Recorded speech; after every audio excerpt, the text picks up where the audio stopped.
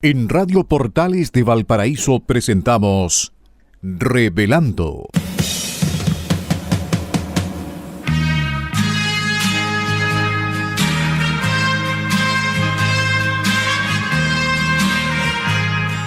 Un programa donde se abordan temas de actualidad, contingencia y la agenda cultural de la zona. Entrevistas del ámbito nacional e internacional.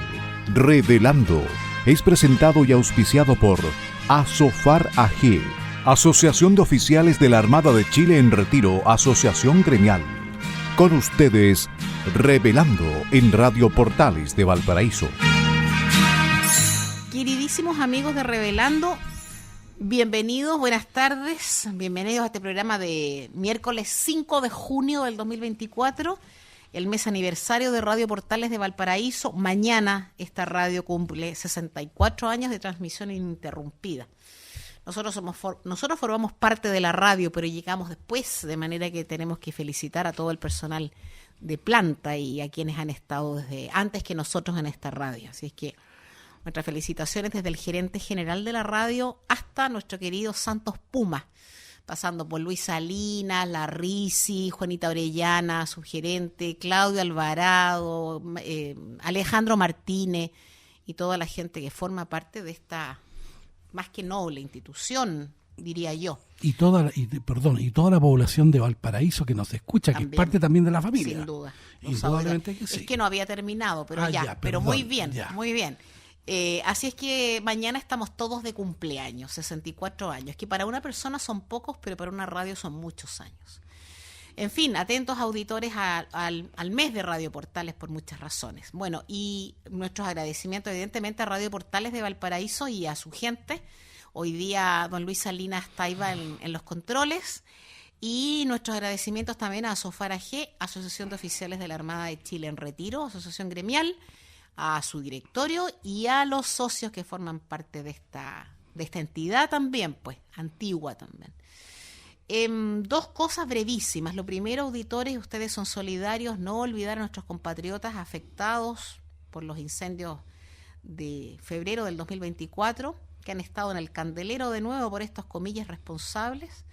No olvidarlo, va a volver a llover, se van a volver a mojar. Algunos en tiendas de campaña, en unas carpas ahí, marca Dinosaurio, para no hablar de animales de hoy, marca Dinosaurio, y con poca ayuda pública. De manera que, por favor, hay cuentas RUT, hay ayuda personal, todos conocemos a alguien que haya sido damnificado y que haya perdido a algún pariente. 130 muertos, una tragedia que yo creo que no ha asumido nadie aquí, salvo los familiares de los muertos, y de los heridos, y de los mutilados. Y la autoridad pública no ha asumido nada. Y seguramente va a haber gente en campaña, si no está ya en campaña por ahí. Cuidado con ellos. Y lo segundo es que las opiniones que vertimos hoy día en este programa, don Daniel Arellano y que les habla Pilar Soberado, son de nuestra exclusiva responsabilidad y que esas opiniones no representan necesariamente el pensamiento ni de Radio Portales de Valparaíso, de cumpleaños, ni de Asofar AG. Muy buenas tardes. Muy buenas tardes, estimados auditores. Buenas tardes, Pilar.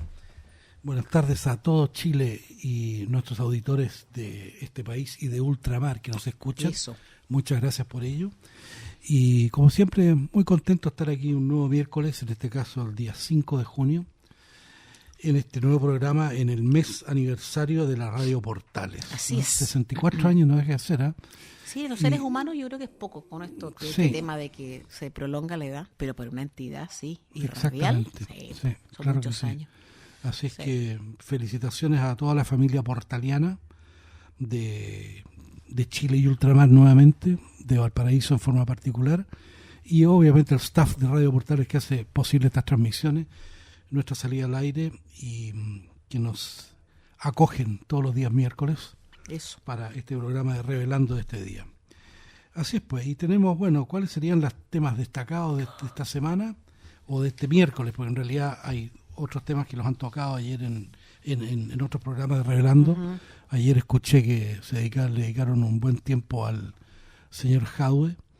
y que estaba ahí en una condición bastante curiosa después del show que se hizo. Creo que fue todo el primer bloque. Sí. Bueno, no, fue cuenta pública, Jadwe México, y término del estado de excepción constitucional. Esos fueron los temas de ayer. Pero efectivamente estamos frente a un show, el show de Jadwe. Pero fíjate que independiente, digamos, del personaje, aquí una cosa que me llama la atención positivamente es que en este momento se está poniendo mucho ojo, mucha atención a las municipalidades y el manejo de los fondos. Uh-huh.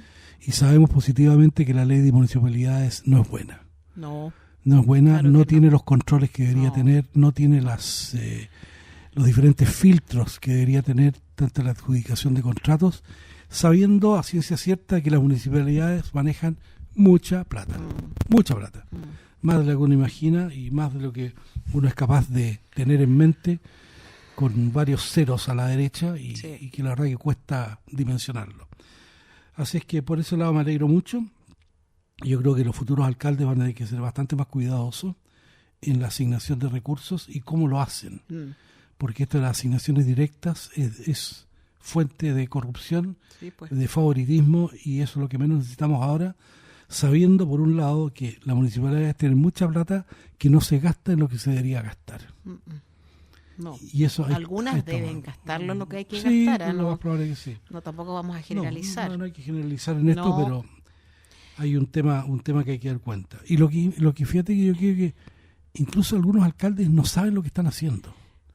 Pero para eso tienen un equipo asesor que sí debería tenerlo, o debería hacerlo, o hacérselo saber, o se transforman en cómplices de la gente que quiere hacer malos manejos. Sí, yo en el tema del alcaldicio yo quisiera decir dos cosas, porque esta conversación nace a partir de la prisión preventiva del alcalde Daniel Jadwe. Pero yo, dos temas. Primero, que esto cruza las ideologías políticas, o cruza los partidos, no sé si la ideología, porque hablar de ideología en gente que es tan ignorante no lo sé, pero cruza los partidos. Sí. Está el alcalde Jadwe en prisión preventiva, está el alcalde de Algarrobo, el alcalde Jadwe del Partido Comunista en prisión preventiva. El alcalde, creo que el apellido es Briceño, no estoy segura, de Algarrobo, UDI, en prisión preventiva. Sí.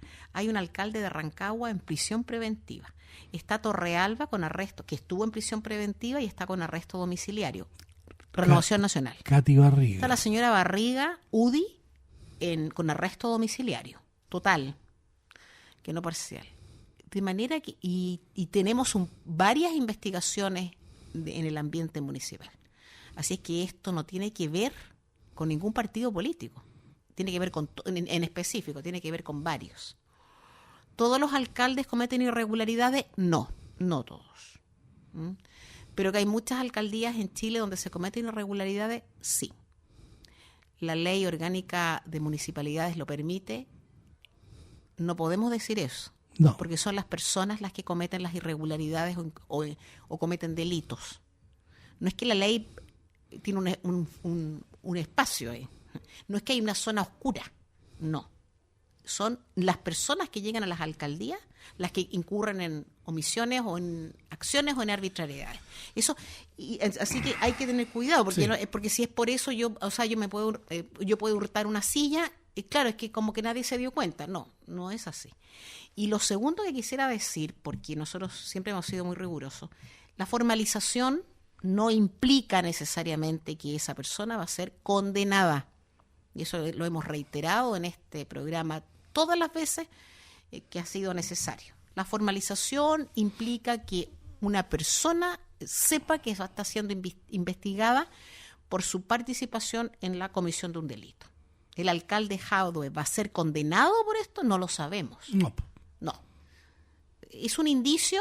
Sí, pero la fiscalía tiene que probar lo que se le imputa al alcalde Jadwe y a otros más, claro, a otros adláteres del alcalde Jadwe. Que se le imputan delitos gravísimos, sí.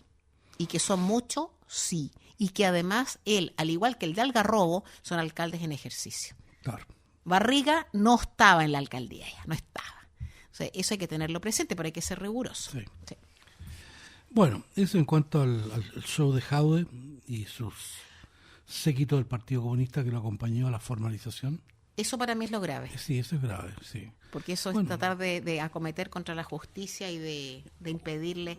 Cuando una juez de garantía ha tenido que... O sea, los jueces de garantía tienen que fundamentar su decisión, pero yo no he escuchado nunca a un juez de garantía decir que la judicatura es imparcial. Tuvo que decirlo la juez a raíz del tema de las hordas que venían con Jadwe el primer día de su presentación en el Centro de Justicia en Santiago. Pero la verdad, Pilar, que yo creo que no a ver, nos debería llamar la atención. No. Pero no nos debería aparecer algo como inusitado. Porque sabemos perfectamente que hay corrientes partidistas, ideológicas, que cuando no pueden hacer las cosas vía democrática, utilizan la violencia. Y eso lo sabemos. ¿Sí? Y hay partidos, entre el Partido Comunista y el Partido Socialista, que han declarado abiertamente que la violencia es un método válido para acceder al poder. Y eso hasta ahora no lo han desmentido nadie. No. Entonces no nos extrañemos que cuando sus aspiraciones de llegar al poder se ven truncadas porque la gente mediante el voto les dice que no, recurren a la violencia y al amedrentamiento para tratar de imponer su ideología. Estoy de acuerdo, porque cuando formalizaron a Barriga o formalizaron a Torrealba no fue la UDI ni la Renovación Nacional. No. Pero el Partido Comunista sí. Como alguien del partido dijo, yo no sé si fue Vallejo, con un pie en la Moneda y otro pie en la Alameda. Claro. Ya. Nadie que ejerza la política debe ir a acompañar a nadie en estas cuestiones. O podrán acompañarlo, no sé, pero no se debe. También pasó con el carabinero Sebastián Zamora. Sí. Eso no debe ser. Fue gente de Partido Republicano. No, eso no puede ser.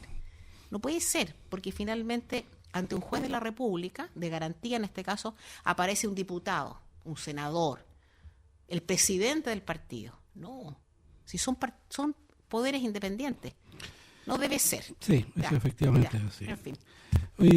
Bueno, lo otro que es interesante, la Esmeralda sigue navegando a Cádiz. ¿Cuándo llegan a Cádiz? El 14, llegan el 14 a Cádiz. Están a 9 días de recalar. Y bueno, tenemos las elecciones en México, que también las mencionaron ayer en el programa. Muy al con pasar, doña sí. Claudia Sheinbaum. De apellido, de origen judío. De origen judío, exactamente. Los abuelos eran inmigrantes judíos de Lituania, si es que no me equivoco. Ah, sí, ¿eh? Sí. Lo otro interesante es que Bukele asume en su segundo periodo. Sí. Bukele es un personaje muy controvertido, muy criticado por algunos sectores, pero cosa con un amplio apoyo ciudadano, única y exclusivamente porque enfrentó el tema de la delincuencia con mucha dureza, con mucha firmeza, y le entregó al pueblo salvadoreño más paz, quizás no más paz, menos violencia. Eso diría yo. Menos violencia, lo que ya es un avance. Sí. Pero es precisamente lo que todo ser humano quiere, es vivir en paz. Claro. ¿Ah? Claro. Entonces, yo le reconozco a Bukele, está preocupado sí por la economía del país, lo que es cierto, y él mismo lo dijo en su discurso. Primero solucionamos el problema de seguridad y ahora nos vamos a dedicar a la economía. Y tiene que ser así, porque no como un orden lógico. Al revés no puede ser. No. Pero esas son las secuencias que uno tiene que tener muy muy claro y que no tiene que alterarlas. Sí, porque Claudia Sheinbaum, independientemente que son realidades distintas, México es un país enorme, mucho más grande que El Salvador, y tiene una importancia estratégica distinta a la del Salvador, pero Claudia Sheinbaum asume el mando en un país en el que la zona sur mexicana no hay Estado de Derecho en la zona del sur de México. Es una zona de nadie, es una zona de narcotraficantes. Lo sabemos eso, desgraciadamente. Sí. Y lo segundo, y además una presencia en México terrible del narcotráfico que cruza las instituciones mexicanas. Hace muchos años que se dice que en México no hay una democracia formal nomás, de forma. El PRI gobernó lo que quiso, luego la gente, el grupo de derecha, todo ahí a medio morir saltando. Y esta señora asume, que es la primera mujer en la República Mexicana, claro, porque es la primera candidata, entiendo, naturalmente. No, eso yo para mi gusto no es un mérito.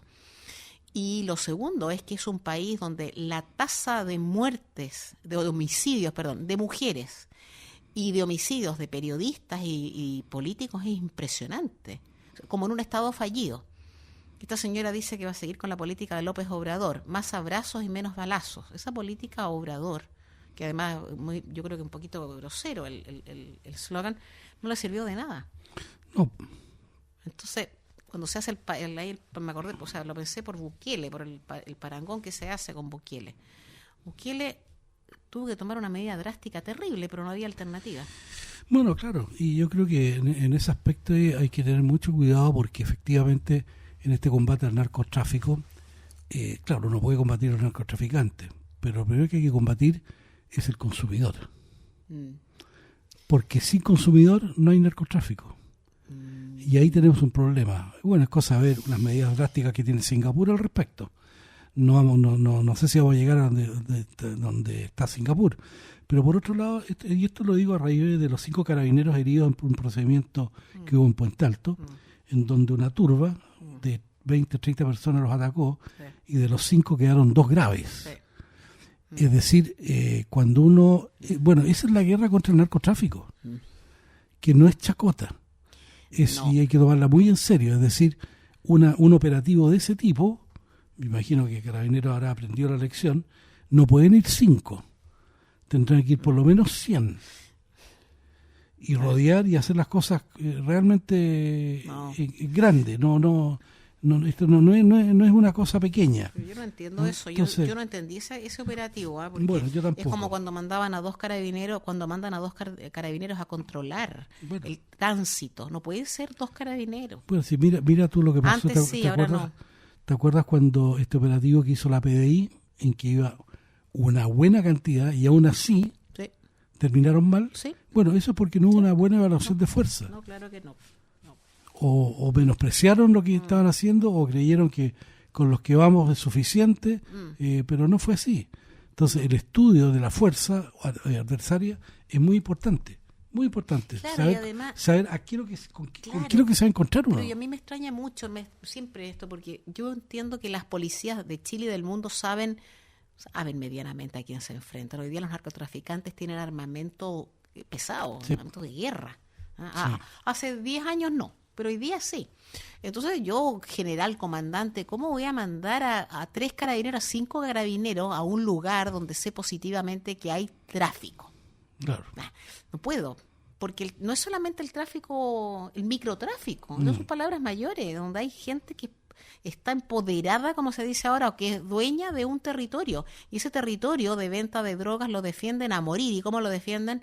Con armamento pesado que Carabineros no tiene, porque hasta donde yo sé no van con ametralladora, ¿no? Los Carabineros ya. No. Oye, pero un tema que me gustaría comentar es que hoy día en la mañana tuve una agradable reunión con una investigadora de la Universidad de los Andes, ¿ya? Que está haciendo una investigación de un tema que a mi juicio es muy interesante, que se trata de la mayor evacuación de niños que se ha hecho en Chile. Y eso ocurrió el año 60 con el terremoto que asoló todo el sector desde Concepción hasta Ancud, más o menos. Eso fue un cataclismo. Sí, fue violento, muy violento. Y bueno, efectivamente, después que vino este terremoto del 20 y el 21 de mayo ahí en Valdivia, la Armada tuvo que mandar varias unidades, entre ellas el crucero Prat, el crucero Higgins, y estaba el petrolero Rancagua también, si mal no recuerdo, a hacer toda la evacuación de toda la población porque estaba la amenaza del desborde de un lago. ¿Riñihue? El Riñihue, exactamente. No, el río Riñihue. El desborde iba a ser por el río Riñihue y eso iba a ser un maremoto al revés. Es decir, un maremoto que iba a ir desde tierra hacia la costa, arrasando con todo. Un verdadero aluvión de agua imposible de controlar. Hay una obra de ingeniería fantástica. Hubo una obra de ingeniería fantástica. ¿Fue Sáenz? Orlando Sáenz. No me acuerdo. ¿Quién fue? Es un prócer de la democracia cristiana. Exactamente. Bueno. Que reunieron cuánta fuerza había, evacuaron a todos los niños, a todas las mujeres y los hombres ahí con pala y picota a tratar de hacer un desaguadero para evitar este desborde de este lago, porque ahí sí que iba, aparte del terremoto y el maremoto que ya había causado una destrucción muy grande, bueno, esto iba a venir desde tierra hacia la costa. Bueno, y esta investigadora de la Universidad de los Andes estaba precisamente investigando este tema. Ella estaba muy interesada en preguntar, en saber qué había pasado con esos niños. ¿Qué había pasado con esa gente? Porque hay muchos que se fueron evacuados aquí a Valparaíso, pero no hay un seguimiento de ellos. ¿Qué pasó con ellos? Salvo un par de casos nomás que ahí me lo contaba un señor que en este momento vive en Argentina, que tenía 12 o 13 años en ese momento, y el papá inválido en Corral le dijo: oye, anda, súbete a un buque y no vuelvas, porque aquí ya no hay nada que hacer y yo no tengo nada que hacer tampoco. Entonces este niño se embarcó en uno de los cruceros, no sé si el Prato de los Higgins, uno de los dos, fue traído, evacuado aquí en Valparaíso. Bueno, la historia de él se conoce bien, porque la dio en una entrevista en el diario El Valdiviano, si no me equivoco, pero hay miles de otros niños, o cientos de otros niños, que quizás sufrieron la misma suerte y no se les siguió la pista. No. Bueno, y estas cosas son bien curiosas, porque esta investigadora me contactó y empezamos a tratar de ubicar antecedentes, y la verdad que en la página de los viejos lobos de mar de Facebook hay una cantidad de viejos que tienen unas historias y una experiencia realmente salvaje. Ahí me comunicaron que existía un círculo de amigos de Corral y Valdivia cuya sede está en Quilpué, y que alberga o reúne a gente que fue evacuada en esa época. Entonces, bueno, afortunadamente por varias estas movidas que uno hace, logré contactarme con uno de los integrantes de este grupo, y obviamente va a ser uno de los personajes importantes para poder consolidar todas estas historias. Así que si hay algún auditor que esté escuchando esta historia y sabe de alguien que haya participado en la evacuación de estos niños en el año 60, que era dotación del crucero Prat o de los Higgins o de la barcaza Izaza, que estuvieron directamente involucrados ahí, yo les pediría que por favor se contacten con la radio para poder contactarlos a su vez y contar con su testimonio. Ahora, claro, hay gente, me imagino, no sé, un marinero el año 60 debe haber tenido, pongámosle, 18 años. En este momento de bordear del orden de los 70 y tantos, claro, casi los 80 años. Claro. Pero todavía hay caballeros ahí de los 80 años que se andan paseando y con la memoria pero clarísima. Así es que hago un llamado a través de las ondas de esta radio para tratar de ubicar a personajes que hayan participado en esta evacuación, o familiares que tienen la historia y que tienen que haber contado, de tal manera de poder hacer el seguimiento de toda esta gente que fue desplazada, muchos de ellos desarraigados, pero que fueron capaces de proseguir con su vida. ¿Y esos niños? Porque quién sabe hasta qué edad podían rescatarlos, pero esos niños, si pensamos en el 60, esos niños pueden tener 62, 64, 66 años, hay gente vigente que podría también contar su experiencia a bordo de los buques. Pero claro, lo importante es ver niños del orden de 6 años. 6 años ya uno tiene memoria, ya más chicos, porque esta investigadora me comentaba que la investigación que ella ha hecho, que lleva bastante tiempo leyendo toda la prensa de la época, el espectro era desde niños de 3 días hasta caballeros y señoras de 90 años, o sea, era bastante amplio. Pero ella apunta básicamente a los niños. A los niños. A los niños, exactamente, que son los que están en este momento vivos, porque los otros desgraciadamente ya no están con nosotros. Pero así es que aprovecho de mandarle un saludo a esta investigadora y desearle mucha suerte en su trabajo, que me parece muy interesante. Bueno, es un tema que quería comentar. Oye, el otro tema que quería comentar es entre las efemérides nacionales, el Día del Pajarete. La verdad que el pajarete el 15 de septiembre. Auspiciador el señor diputado Mulé. Claro. Andará buscando votos, pues. No sé. Para su Federación Regionalista Verde, este caballero que ha pasado casi de partido a partido. Ya conforme yo te acepto que el Día del Pajarete. Pero yo no. Pero que hayan puesto suma urgencia. No, yo no lo acepto. Que el Día del Pajarete o la suma urgencia. Ni del quilombo, ni el día de la cuequera con el cuequero, ni del tanguero y la tanguera, ni del conscripto y la conscripta, como tuve el horror de leer hoy día en una noticia. Conscripta. ¿Y el Día del Completo? también, no, yo eso no lo admito para nada, no tengo ni un filtro para criticar eso, no. ¿Y de la merluza? Tampoco, y el merluzo tampoco. Bueno. No, me niego, lo encuentro no voy a decir no voy a utilizar la expresión que corresponde. Oye, pero bueno, sí, pero acuérdate que está el tema del pisco, por ejemplo, el tema de la apelación controlada, que es de aquí, que es de Perú, que es de todo el día del pisco. Sacaron el día del pajarete. Pero que está bien, instituyan el Día Nacional del Pisco, está bien, y el Día del Pajarete, pero no un tema legal, o sea, no vaya, es que en Chile, es que tenemos un problema aquí de legisladores. Independientemente de la aprobación y del apoyo que uno pueda darle a alguna ley, no puede ser que las leyes tengan una denominación. La ley José González, la ley... No, la ley animalito, perrito, yo que soy animalista, pero... La ley Cholito. No puede ser, o sea, uno tiene que acostumbrarse aquí a la seriedad. Y como estos parlamentarios juegan con la seriedad de nosotros los votantes, no, me niego. Y el Día Nacional del Pisco tampoco, no. Pero Pilar, no nos neguemos tanto porque pasaron los 25 minutos. Bueno. Y tenemos que terminar con este primer bloque. Podemos seguir en el segundo bloque, no hay ningún problema. No, mejor que no, porque me poner más de mal humor, entonces sí, es peor. Ya. Estimados auditores, el tema musical de hoy día es en homenaje a El Salvador. Deseándole al presidente Bukele mucho éxito en su segundo periodo, que trate y que haga todo lo posible, que no me queda la menor duda que será así, de reactivar la economía, mantener la seguridad y ojalá que tomemos algunas ideas de él. Sí, algunas sí, no todas, porque pero yo sin libertad libertad de expresión, no, perdona, pero no. Pero deseémosle al presidente Bukele el mejor de los éxitos en segundo periodo, así que en honor a él, el himno nacional de El Salvador. Muy bien.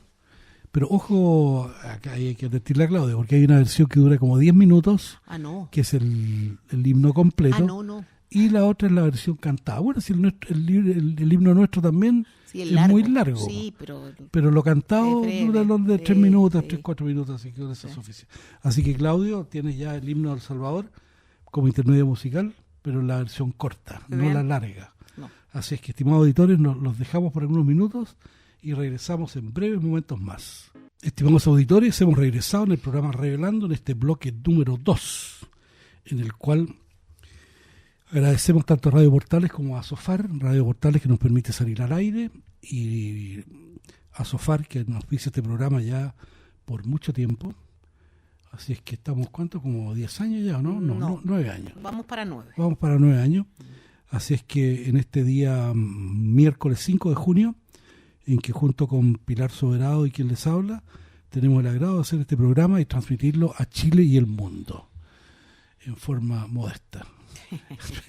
Pero sí tenemos seguidores que están en ultramar. Bueno, exactamente. Tenemos en Canadá, teníamos en Indonesia, tenemos en España. ¿Teníamos en Indonesia? ¿Volvió a la patria? Volvió a la patria. Eso yo no lo sabía. Y a ver si vamos a conseguir un corresponsal ahora en España para que nos cuente de la recalada del buque escuela a Cádiz. Este corresponsal ya sabe que llega a la Esmeralda. Sí, ya sabe. ¿Está claro todo? Ya sabe y está invitado a la recepción a bordo. Eso ya está ok. Está ok. Así pero que estaba muy contento. Nos mandará un... Bueno, ahí ahora viene la pedida, un pantallazo, una cosita poca, claro. Un brindis están en Andalucía con un jerez, ¿no? Exactamente. Una tapa, un jamón serrano. Uy, qué top. Pero así es. Ya. Pero bueno, bien contento de hacer este programa, como siempre, junto con Pilar, en estos días miércoles de Revelando.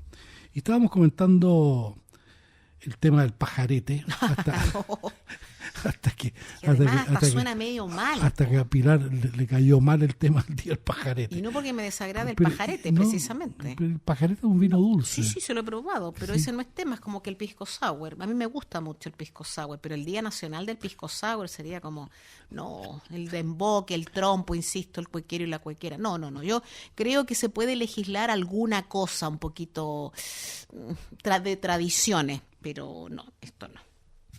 Oye, y de las efemérides internacionales, fíjate que pasaron cosas bien interesantes en un día 5 de junio. El año 1942, finaliza la batalla de Midway. Y la batalla de Midway marca un punto de inflexión en las operaciones contra Japón. Y Estados Unidos es el momento en que toma la iniciativa. Es decir, hay un vuelco importante. Midway son unas islas que están a mitad de camino, Midway, entre Hawái y Japón. Y es ahí donde se produce la batalla. Y es una situación bien interesante. ¿Por qué? Porque esta batalla se produce en atención a que Estados Unidos logre interceptar los códigos japoneses o descifrar los códigos japoneses, y se dan cuenta que Japón está preparando, la Armada de Japón preparando una operación mayor contra una isla. No sabían qué isla era, pero sí sabían que estaban preparando una operación contra una isla. Y obviamente ante la incertidumbre de saber qué isla iba a ser, porque hay muchas. Bueno, exactamente. Los norteamericanos idean un sistema, más que un sistema, idean una estratagema para poder descifrar qué isla era. Entonces, en forma secreta y por canales que no era posible interceptar y en modo abierto, le dicen a Midway, a la isla, hay una guarnición ahí, que informara que tenían problemas con el tema del agua. Para poder, porque Midway no tiene fuentes de agua dulce. Entonces tenían una desaladora. Entonces le dice, oiga, Midway, usted informe por medio abierto, así, sin mayor censura, que tienen problemas con la desaladora y que necesitan urgente la reparación de este aparato. Bueno, y efectivamente a las pocas horas, en códigos cifrados japoneses, los japoneses se refieren a que la isla X, que le ponían ahí, tenía problemas con el suministro de agua. Y es así como los norteamericanos saben cuál iba a ser la isla que iba a ser atacada. Perdón, esto es una pregunta, yo sé, es una pregunta no complicada, creo, pero no sabían los norteamericanos qué isla se iba a atacar. Exactamente. Sabían que alguna, pero no sabían cuál. Ya. Pero tiene que haber habido varias, o sea, que esto es una obviedad, pero varias susceptibles de ser atacadas, porque en varias debe haber habido alguna guarnición, alguna base norteamericana. No, que no eran tantas, porque el Midway es una isla que es bastante solitaria. Ya. Pero podía ser una isla japonesa, podía ser una de las islas de Hawái nuevamente, es decir, no tenía... O sea, fue un albur esto que pero absolutamente. Entonces, los japoneses en códigos secretos, informaciones codificadas, hablaban de esta isla como la isla X, pongámosle X. Entonces, los norteamericanos dijeron, oiga, isla X informa que tiene problemas con su desaladora, y los japoneses, gancho, exactamente, sacaron un nuevo mensaje codificado informando que la isla X, ahí supieron cuál iba a ser la isla que iba a ser atacada. Y eso permitió que la escuadra norteamericana se posicionara convenientemente para poder repeler este ataque. Y el daño causado a los japoneses fue muy grande, razón por la cual ahí se produce esta inflexión en cuanto a las operaciones en el Pacífico. Hay una película muy interesante, Midway. ¿La batalla del Midway? La batalla de Midway, sí, exactamente. Sí. Una batalla muy interesante. Ahí participó fundamentalmente, yo diría, la aviación naval embarcada. Ya. Y hay muchas anécdotas y mucho escrito al respecto. Sí, es muy interesante ese evento. Y lo otro que sucedió también un 5 de junio es el inicio de la Guerra de los 6 días. Eso está muy de moda. Que está muy de moda, exactamente. Y en esta Guerra de los 6 días, entre paréntesis, la Esmeralda andaba navegando por esa zona en esa época. Recién había dejado Haifa. Iba rumbo, no me acuerdo si era Turquía o a Túnez, uno de los dos países, pero bueno. Pero había zarpado Israel y se produce, digamos, este ataque preventivo de la Fuerza Aérea Israelita contra la Fuerza Aérea Egipcia, que la destruye porque las tenían en sus hangares. Sí. Es decir, los israelitas sabían que iba a venir un ataque por parte de los egipcios. Y antes que sucediera este ataque, corrieron el albur nuevamente de efectuar un ataque preventivo y destruyeron a la Fuerza Aérea Egipcia. Con lo que eso los dejaron absolutamente dueños del dominio del aire. Es bien muy interesante eso, porque también simultáneamente atacaron a la Fuerza Aérea Siria. ¿Por qué? Porque Israel en ese momento iba a ser atacado por el Sinaí, por la península del Sinaí y por las alturas del Golán. Entonces son dos teatros que están separados, hablemos en distancia, no sé cuánto sería la distancia, pero hablemos en auto, en este momento deben ser a todo reventar unas 5 horas, ¿no? Nada. La nada misma. Y bueno, parte de este ataque preventivo de Israel, como decía, destruyeron la aviación egipcia, permitió que Israel conquistara el Sinaí, Cisjordania y Jerusalén. ¿Por qué? Porque hasta la guerra de los 6 días, por eso es importante lo que comentábamos en programa en el pasado estaba pensando ¿dónde estaba la frontera? Bueno, sí, pues. Y la frontera entre la Cisjordania e Israel estaba precisamente corría a lo largo, paralelo más bien dicho, del muro oeste, del muro oeste de la ciudad amurallada de Jerusalén. Razón por la cual, y para los judíos era muy importante esto. ¿Por qué? Porque eso les permitía llegar hasta el Muro de los Lamentos. Y el Muro de los Lamentos es el lugar más sagrado que tienen los judíos para reencontrarse con Dios. Y eso sigue siendo hasta ahora. Antes permitían que los jordanos, porque eso era territorio jordano, permitía que fueran solamente una vez al año. No me acuerdo si era para el Yom Kippur u otro día. Pero con esto ya los judíos pueden acceder permanentemente al Muro de los Lamentos, que fue muy significativo. Yo creo que lo más significativo de la guerra de los 6 días fue precisamente el haber llegado al Muro de los Lamentos. Sí, lo comentamos en el programa anterior, porque la declaración de Pedro Sánchez, presidente del gobierno español, reconociendo al Estado palestino, que sabemos que es también una obra de Viri Barloque también. Viri Barloque, sí, es una obra así de gestiones curiosas que hace la izquierda, porque relaciones diplomáticas tienen, y dijo él, aparentemente igual que el gobierno noruego y el gobierno irlandés, se reconocía al Estado palestino, se vería la Cisjordania y Gaza, que sería el Estado palestino, comunicados por un corredor, vaya a saber uno dónde, pero partiendo de Israel, naturalmente, con capital Jerusalén Este, y respetando los límites. La frontera del 67. La frontera del 67, naturalmente, antes de la guerra del triunfo israelí. Entonces, claro, y lo comentamos, ¿qué fronteras son estas? Claro. ¿Por qué esas? Bueno, por todo esto y porque le dio a Israel, esa guerra le permitió a Israel una libertad de culto que no tenía. Claro. Pero se le ha inhibido de libertad de culto a los musulmanes. Claro.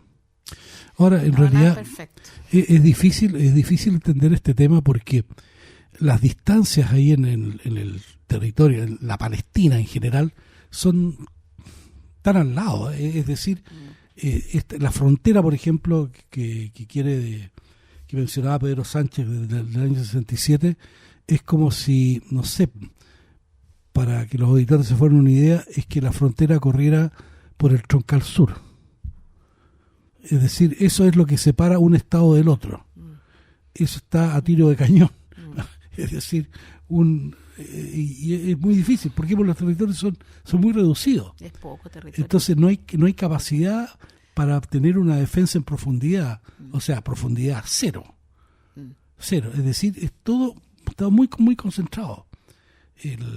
Y lo que estoy diciendo, esta figura de que corriera una frontera por el Troncal Sur, no estoy exagerando. Claro, es exactamente así. Claro, y son territorios pequeños. Yo creo que los chilenos que nos hemos metido en este tema, bueno, esto es una efeméride y lo que pasa es una realidad, pero nos hemos metido nosotros en este tema porque ha sido el gobierno el que ha traído este conflicto a Chile. De hecho, en el discurso de la cuenta pública del sábado, los 3 mensajes más aplaudidos o que generaron más jolgorio ahí fueron aborto, eutanasia y Palestina.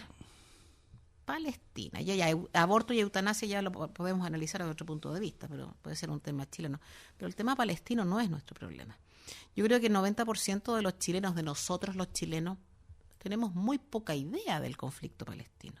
Por lo pronto tenemos nada de idea con respecto a la extensión de terreno, a la cantidad de habitantes que hay ahí. Pues si no sabemos prácticamente nada. Chile es un país extremadamente grande, al liderar somos un país chico. Eso es una mentira profunda. Chile es un país muy grande, Lo que pasa es que está en un territorio delgado, pero Chile es un país muy grande. Entonces, cuando uno piensa en el conflicto entre Israel y los árabes, hay que tener mucho cuidado al expresarse o al opinar, porque por lo pronto ni siquiera nos podemos poner en el territorio. Porque este ejemplo de la frontera por el Troncal Sur es súper precisa, súper clara. Mira, si mal no recuerdo, puede que me equivoque, pero si mal no recuerdo, el territorio que actualmente ocupa Israel es del tamaño de la región de Coquimbo. Y de hecho, desde el norte de Israel hasta el sur de Israel uno se demora 5 horas en auto. Bueno. Nada. Es decir, como de ir de aquí a Curicó. Nada, no, claro. Por eso hay que tener cuidado con todo esto. Mucho cuidado. Sí. Y bueno, y yo creo que la única fórmula que hay ahí es efectivamente una coexistencia pacífica, como lo fue hasta hace muchos años atrás, en la cual convivían árabes, judíos, cristianos sin ningún problema. ¿Qué pasa? Que hay intereses aquí, pues. Bueno, hay intereses. Y por otro lado también, bueno, esto estoy hablando antes del año 48, estaba el Imperio Otomano, perdón, no el Imperio Otomano, en esa época estaban los británicos y antes de eso estaba el Imperio Otomano. Sí. Y los otomanos, los turcos, el que se portaba mal no la pasaba mal, no la pasaba bien. Es que hay que preguntarle a los sirios cómo eran los turcos otomanos. Claro. Hay que preguntarle a ellos. No era chacota. No. Pero bueno, esas son las... y una tercera efeméride que yo creo que no quiero dejar pasar hoy, es que en un día como hoy, 5 de junio, fallece Ronald Reagan, un gran presidente de Estados Unidos, por la cual mucha gente lo criticaba, este actor no tiene idea, etcétera, etcétera. Gobernador de California. Pero resulta que fue gobernador de California, hizo una gestión extraordinariamente buena, y como presidente también lo hizo bastante bien. Creo que Ronald Reagan, actor, sin duda, gran comunicador y con estupendos asesores. Independientemente de si políticamente le gusta a la gente o no, pero el hombre que era un actor y no tenía por qué entender de presupuesto de películas, en una de esas, pero yo creo que no, se asesoró muy bien. Sí. Ese fue el gran tema. Bueno, y formó este núcleo durísimo contra el comunismo junto a Margaret Thatcher. Y de alguna manera el Papa Wojtyła. Y bueno, ahí dicen que él fue el verdadero gestor del fin de la Guerra Fría. Bueno, hay un discurso que hace ahí en el muro de Berlín, en donde le dice, Mr. Gorbachev, destruye este muro. Y al poco tiempo el muro fue destruido. 89, ¿no? Sí. Sí. Entonces Ronald Reagan sí fue un gran personaje, de los presidentes más recordados de Estados Unidos. Sí. Sin duda. Pero eran otros tiempos, y que yo me acordaba ayer a raíz de la huelga de hambre que inició Yaitul, que está condenado a 25 años de prisión. Sí. Está preso. Como se hubiese dicho, preso. Privado de libertad. Y yo decía, me acordé de Margaret Thatcher cuando tuvo unas huelgas de hambre por ahí en Irlanda, claro. Bobby Sands. ¿Y qué dijo Margaret Thatcher? Bueno, que sigan huelga de hambre. Y fue inflexible. Y la gente, los partidarios del IRA, sí se volcaron a las calles. Sí. Y sí destruyeron. Pero ella no varió su postura. Entonces, pensaba yo en qué hará este gobierno con Yaitul. Yo creo que lo que tiene que hacer este gobierno es someter, que coma, pues. Que lo alimenten por intravenosa, ¿no?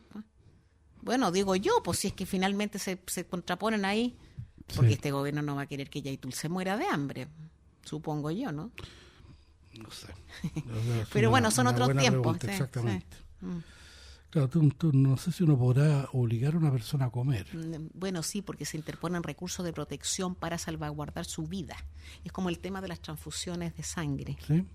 Claro. Yo no quiero que le transfundan sangre a un hijo, por ejemplo, sobre todo quienes profesan determinada religión. No quiero. Y ahí entonces la autoridad pública, ha pasado varias veces en Chile, interpone un recurso de protección para salvar la vida de ese niño o de ese adulto por sobre la religión que tenga la parentela. No sabía eso, fíjate. Sí. No me acuerdo, lo he leído. No. Es un enfrentamiento muy duro porque uno puede decir, perdón, yo soy liberal, tengo mi religión y no quiero esto, pero la autoridad pública, ¿cómo va a dejar que se le muera el paciente, un enfermo? Claro, sí. Por una cuestión que se solucionaría con una transfusión de sangre. Hay una película buenísima, un libro primero y la película después, que se llama La Ley del Menor, que creo que es de McEwan, buenísima con respecto a este tema, y cómo una juez de familia del Reino Unido tiene que decidir sobre la vida de un niño que estaba enfermo y cuyos padres no querían hacerle, en ese caso, un trasplante de médula, creo que, no recuerdo, en Gran Bretaña. Y cómo decide la juez en este conflicto terrible que ella sí tuvo que decidir, sin acciones, bueno, con una acción estatal, por eso tuvo que decidirlo. Y decidió que tenía que darse curso a la intervención del menor. Eso se llama la ley del menor. Es muy interesante, está en YouTube la película. Pues hay que empezar a verlo porque, bueno, con estos dos temas que puso el presidente en su cuenta, el tema de la eutanasia, el aborto es bastante interesante y hay que empezar a interiorizarse eso. Y fíjate que al respecto me llamó mucho la atención un video que me llegó de una mujer española, me parece que estaba en alguna legislatura de España, en la cual ella hablaba en contra de los toros. Entonces decía que realmente los toros era un lugar público donde se reunía gente, donde había gente que estaba de a pie, otros que estaban a caballo, otros que estaban sentados y que pagaban para ver cómo mataban a un toro. Sí, no es así, pero ya. Entonces, bueno, esto es lo que decía ella. Sí. Entonces, esta gente que estaba de a pie, ¿no es cierto?, y en caballos con objetos punzantes y con sables y con objetos cortantes, mataban a este toro. Entonces, la verdad que ella decía, cuando mi hija en 30 años más me pregunte, ¿es verdad que ustedes hacían esto? No sé cómo se lo voy a explicar. Bueno, y como contrapartida sale otro legislador y le dice, muy interesante lo que usted dice, señora, pero no sé cómo le explicar a su hija que también 30 años atrás, con estoques y con objetos punzantes y cortantes, mataban a una criatura que estaba en el vientre de su madre. Claro. ¿Cómo lo va a explicar eso usted? No, pues para ella eso no tiene nada que ver. Bueno, son ejemplos. Claro. No es válido el ejemplo. Sí, pero es exactamente lo mismo. Sí. Exacto, con la única diferencia estamos hablando de un animal y un ser humano. Yo creo que es legítimo no poner a los animales al mismo nivel de los seres humanos. Yo creo que no. No, claro que no. Pero conforme respetemos los animales, todo lo que tú quieras, pero hay ciertos aspectos que en este momento la gente se preocupa más por un animal que por un ser humano que está en el vientre de una mujer. Lo vemos todos los días. Todos los días. Claro, no, lo vemos. No, y además hay un tema que hay que destacar, independientemente de muchas cosas. A ver, el presidente de la República, que estudió Derecho, dicen, ¿no? 5 años, ¿no? En Pío IX, ¿no? Sí. Habla en la de cuenta pública sobre el aborto legal. Perdón, ¿en Chile el aborto legal? Existe, pues. Hay 3 causales legales para abortar. O sea, ¿el aborto es legal en Chile? Sí, en 3 causales. Luego el aborto, lo que debió decir el presidente de la República, que estudió Derecho, según entiendo, es: voy a iniciar, el gobierno enviará una iniciativa para el aborto libre. Esa es la forma de decirlo. Él tiene que ser valiente y hablar en español y en castellano claro. El aborto libre no es el aborto legal. 1. 2. El aborto puede ser una opción, pero no puede ser un derecho. No es un derecho porque los derechos traen aparejadas obligaciones. No se entiende la concepción. Y él, como estudió Derecho, debería saber que todo derecho trae aparejada una obligación. A lo mejor faltó esa clase. En una de esas, llevaba como a 3 clases. No, penal, procesal, no, a 3 clases que no ha ido. Entonces, hay que ser preciso en esta historia. Y otro tema es que esta discusión se da, a mí me causa curiosidad. Esta discusión se da básicamente entre hombres y apoyada por niñas o por mujeres bien mayores que ya no van a ser madres. El grupo intermedio, muchas veces por una opinión, una parada ante la vida muy particular, apoya, pero hay que tener cuidado con esto. De partida los hombres son muchas veces los instigadores del aborto. Digamos cómo son las cosas. Se embaraza la niña, la novia, la amante, la mujer no, la cónyuge no, y muchos hombres del estrato alto, medio y bajo, de derechas y de izquierdas, le dicen a esa mujer: aborta, yo te pago el aborto, punto. Eso es una realidad. Entonces, que los hombres que no son partidarios del aborto pueden entrar a la discusión, pero hombres partidarios del aborto me parece una desvergüenza. ¿Podrá opinar una mujer a favor o en contra? Eso es fruto del debate que yo creo que debe darse, no en el ámbito de la salud pública, porque esto no es salud pública, esto es otro mono.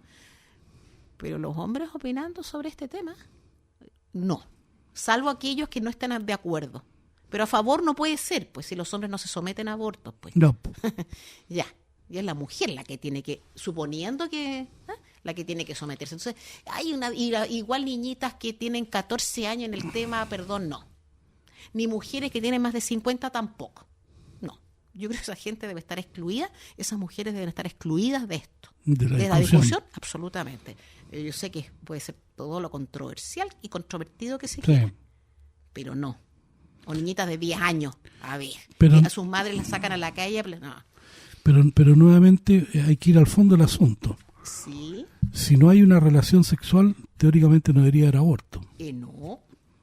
Entonces, bueno, vámonos al origen del asunto y hacer las cosas como corresponde. Sí, pero... O no hacerlas o hacerlas, digamos... O debidamente protegidos, ya. Exactamente. En fin, pero son temas que son muy... son discutibles. Sí, son de discusión. Son discutibles. Pero primero, lo primero que hay que hacer es cuando el tema del cuerpo de uno. ¿El cuerpo de uno es de uno? Yo personalmente creo que no. ¿Y por qué no? Porque precisamente es una de las cosas que nos diferencia de los animales. Es decir, si una persona se muere en la calle, no la dejamos ahí en la calle. ¿Por qué no la dejamos en la calle? Bueno, no por humanidad. ¿Pero por qué? Salvo que sea un ajuste de cuentas o una pelea de narcotraficantes, en cuyo caso nadie se mete. Pero la normalidad, una persona atropellada, por ejemplo, no se llama inmediatamente a carabineros y a la ambulancia, al hospital para atenderla. Es decir, hay un cuidado con un cuerpo que no es de uno, que a lo mejor es de alguien que uno ni siquiera conoce. ¿Pero por qué? Bueno, y ahí está un tema que es re importante. ¿Por qué? Porque hay un dicho de una tribu africana, los Ubuntu, si no me equivoco, que es muy claro, que dice que yo soy porque nosotros somos. O sea, yo no puedo ser si no tengo a alguien que me diga quién soy. Es un tema medio filosófico, medio enredado si uno quiere. Y no fácil. Y no es fácil, pero efectivamente, uno, y eso es precisamente lo que nos diferencia de los animales. De hecho, hay antropólogos que dicen que la cultura nace cuando se descubre en los neandertales que en una caverna en donde era imposible que llegaran flores ahí, encuentran polen. El documental de Netflix. Exactamente. Sí. Bueno, pero se nos fueron el segundo bloque. Yo quería aportar otra cosa, pero ya se nos acabó. Pero lo aportamos. No. Aprovechemos que no están los controladores. La cuenta pública del 1 de junio, hoy entre paréntesis hubo Champions League y ganó el Real Madrid ese día 1 de junio. Yo estaba muy preocupada de la Champions. Pero preocúpate de lo que está diciendo. Vuelvo. El tiempo ya se nos acabó. Que los grandes temas fueron eutanasia y aborto y Palestina. Sí. Palestina no es nuestro tema. Y eutanasia y aborto son dos temas muy importantes, culturales, que significan de alguna u otra manera muerte. Sí. Y habría que relacionar esto de la protección a los derechos humanos y contraponerlo con esto del aborto y la eutanasia. Lo conversamos el próximo mes. Había una persona que hablaba de la cultura de la muerte. Y mi aplauso a la conferencia episcopal y a Monseñor Chomalí. Fue muy claro. Sí. En fin.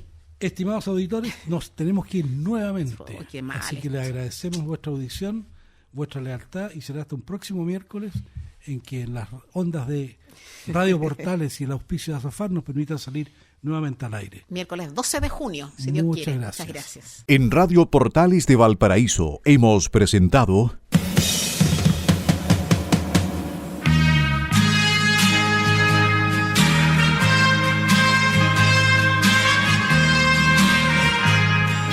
Revelando, un programa donde se abordan temas de actualidad, contingencia, entrevistas del ámbito nacional e internacional. Revelando es presentado y auspiciado por Azofar AG, Asociación de Oficiales de la Armada de Chile en Retiro, Asociación Gremial. Sintonícenos en un próximo programa. Buenas tardes.